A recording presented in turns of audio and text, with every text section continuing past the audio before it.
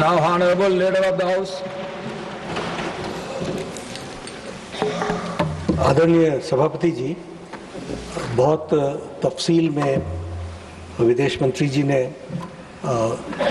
वर्तमान परिस्थिति middle east में उसके बारे में इन्होंने जो वक्तव्य दिया है और सरकार की मंशा और सरकार ने किस तरीके से इस क्राइसिस में अपने आप को आगे इन सारी चीज़ों को एड्रेस किया है, इसको बहुत तफसील से बहुत डिटेल में माननीय मंत्री जी ने रखा है। जो ऑपोजिशन की तरफ से एनर्जी के बारे में भी प्रश्न था, उसका भी उन्होंने उस पर प्रकाश डाला है और बताया है कि सरकार किस तरीके से सारी चीज़ों पर सजग भी है, एक्टिव भी है, एड्रेस भी कर रही है और उन सभी समस्याओं के साथ आगे बढ़ करके भारत की जनता को और भारत की आवश्यकता को ध्यान में रख करके हम आगे बढ़ रहे हैं। बहुत दुख के साथ मुझे कहना पड़ रहा है कि विपक्ष का जो व्यवहार है वो बहुत ही गैर जिम्मेदाराना है, बहुत ही गैर जिम्मेदाराना और यह निंदनीय भी है। इसको जितनी निंदा की जाए वो कम है। इनका इंटरेस्ट न देश में है, न इनका इंटरेस्ट डिबेट में है, इनका इंटरेस्ट एनार्की पैदा करने में है। आज लीडर ऑफ द ऑपोजिशन को आपने 176 के तहत बोलने का मौका दिया। उन्होंने सब्जेक्ट छोड़ करके मैटर पर शुरू कर दिया चर्चा करना।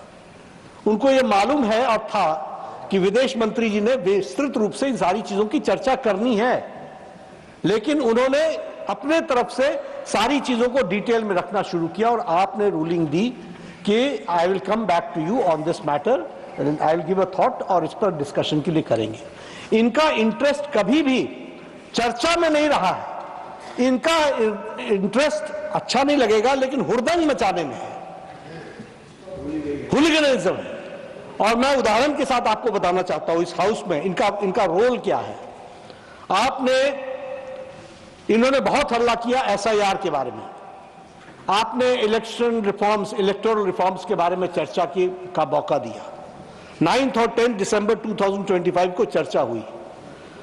लगभग 16 घंटे 18 घंटे चर्चा चली और दुख की बात यह है कि इलेक्टोरल रिफॉर्म्स के बाद इस सारी चर्चा में यह वॉकआउट कर गए जब हमारे तरफ से जवाब देने की बारी है। उसी तरीके से जब special discussion regarding the India's astronaut abroad in international space station and critical role of the space program विकसित भारत 2047 पर चर्चा हो रही थी 18 अगस्त 2025 को, तो ऑपोजिशन ने इस चर्चा में भाग लेने से अपने आप को अलग रखा। मैं यहां यह भी बताना चाहता हूं कि इनका रिकॉर्ड आपको सामने रखना चाहता हूं। इन्होंने बहुत हल्ला किया, ऑपरेशन सिंदूर, जरा चर्चा करो, पहलगाम का अटैक।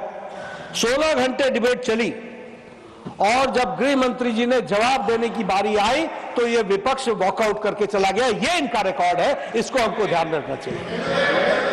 उसी तरीके से वक्फ बिल पर जब जेपीसी की रिपोर्ट यहां रखी गई तो उस समय भी यह इन्होंने लोकसभा में वॉकआउट किया। यानी कोई भी जो भी देश के इंटरेस्ट में काम होता है उसमें इनका 2025 के बजट के बाद, डिबेट के बाद जब निर्मला जी खड़ी हुई तब भी इन्होंने वॉकआउट किया और इस समय भी 2026-27 के बजट पर जब निर्मला जी खड़ी हुई इन्होंने सबको सुना और जब जवाब देने की बारी आई तो ऑपोजिशन वॉकआउट करके चला गया। यह इनका कच्चा चिट्ठा है, इसको हमको याद रखना चाहिए। इनका कोई इंटरेस्ट देश में नहीं है, इनका कोई इंटरेस्ट भारत के लोगों के विकास में नहीं है, इनका कोई इंटरेस्ट विकसित भारत में नहीं है, इनका कोई इंटरेस्ट आत्मनिर्भर भारत में नहीं है, इनका कोई इंटरेस्ट देश आगे बढ़े इसमें नहीं है। इनका इंटरेस्ट राजनीति करके अपनी ओछी राजनीति को आगे बढ़ाने का है, जो मोदी जी के नेतृत्व में कभी संभव नहीं होगा। वहीं बैठे रहोगे और घटते चले जाओगे, ये ध्यान में रखें। Now matters rise with permission. Srimati Rekha Sharma ji. Thank you, Honorable Chairman, sir, for letting me speak on this important issue regarding train number 09639/09640 Madar Ajmer Rohtak Special presently operated as special service between Rajasthan and Haryana.